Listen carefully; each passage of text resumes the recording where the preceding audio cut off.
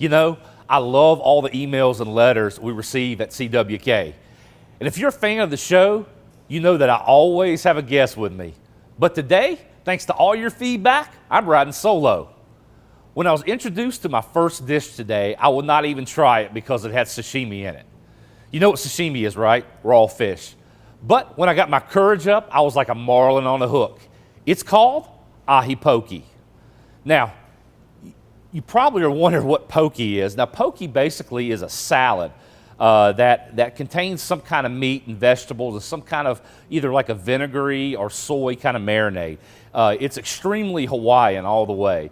And I was lucky enough to actually live there for a few years. And this has changed my life because it gave me courage to try some things that I never would try normally. And it kind of started me out in the pattern of just, trying food because you never know what you're going to like. So I said we're going to be working with ahi today. And what ahi is a yellowfin tuna. But this is a sashimi grade tuna. Now, don't confuse sashimi with sushi. Sushi refers to the rice. Su means vinegar, shi means rice. But sashimi is the raw fish. And once you try this and you kind of get used to the texture of it, you will love it, I promise you. So let's go ahead and get started. Our first step today is I'm going to make the marinade for this. It starts with about a cup of soy sauce. Let me pull this over here so you guys can see. About a cup of soy sauce, about a tablespoon and a half of sesame oil. I like to use the toasted sesame oil other than the pure because they actually take the sesame seeds and toast them a little bit before you actually, grind them up and get that oil out of it. And it gives it a little bit better flavor. Also have another real neat ingredient here. This is called sambal olek. And if you're familiar with sriracha, it's kind of like the same thing, but to me, sambal olek, which you can find in our our aisle with all our Asian food, it has a better flavor than just the heat. So I got about 2 tablespoons of that.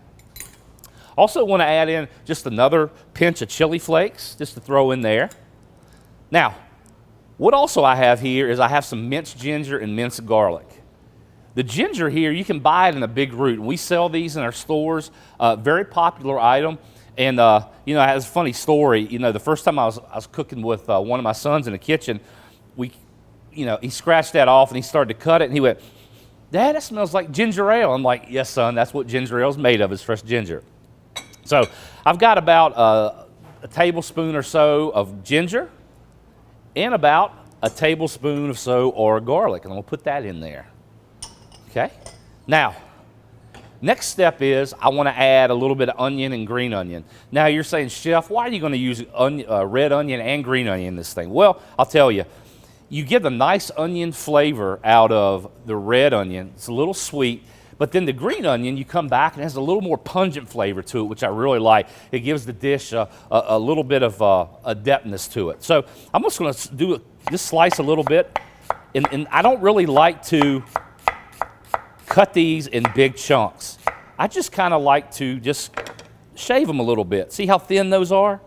And they're going to go in there and they're going to marinate really quickly. So we're going to put those right in there with that.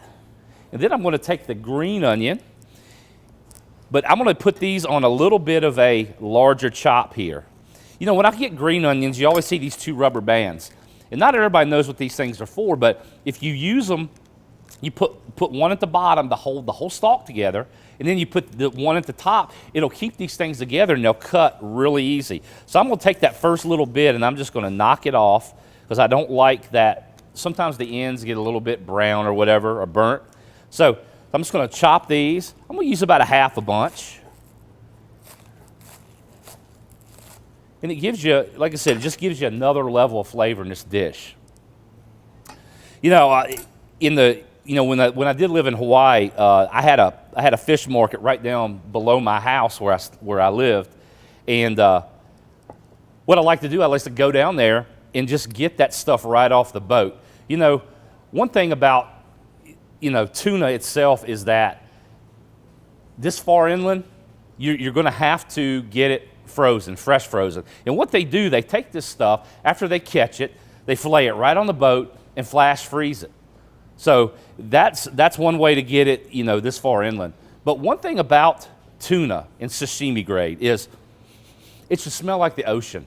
If you're smelling this stuff and it doesn't, it has that kind of a rotten smell, you should stay away from it. It's not sashimi grade, okay? So what I'm gonna do is I'm gonna take this and I'm gonna cut it into chunks, like about 1.5 inches. So first I'm just gonna let me cut it on this end to start. You're gonna cut it in strips, about 1.5 inches, just like this. And then we're gonna take it sideways again and cut it in chunks. And you gotta be careful sometimes with the knife. If you don't have something really sharp, it will cut this stuff up and shred it up, and you wanna keep it looking really nice. You know, you want the pieces to be beautiful, because cut sizes actually help the look of the dish a little bit. So I've got this sashimi here. I'm gonna put it here to the side, and all we're gonna do here is just kind of mix this up. And like I said, this is our little marinade. Y'all can see that? I wish you could smell in here. The ginger and the garlic and everything is really coming out strong in this. So last thing I'm gonna do, I'm gonna take this and I'm just gonna put it all in here. Now, I put a little bit of salt and pepper on mine, just a little. But one thing about the soy sauce that I use in here is a low sodium soy sauce. By doing that, you can add the sodium or salt in there that you like. So I'm just gonna kind of move this around. You wanna be real careful not to break up your fish. Just like that. Now, I'd recommend just letting this marinate for like 10 or 15 minutes just to soak up that flavor, okay? And I'll tell you something, this stuff is phenomenal. You get that sesame and soy taste immediately. So we're ready to plate this thing now. So we're just gonna take it with some tongs. I got some Boston lettuce right down here.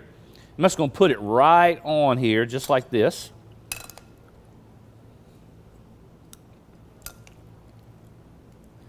And then the last thing that we're gonna do to it, I'm gonna put a little sesame seed right on top, just like that. And I have some chives. Now I'm just gonna kind of lay them on there, just real pretty like. And there you go, ahi poke. Up next, we're staying Hawaiian style with one of my signature dishes. Stick around.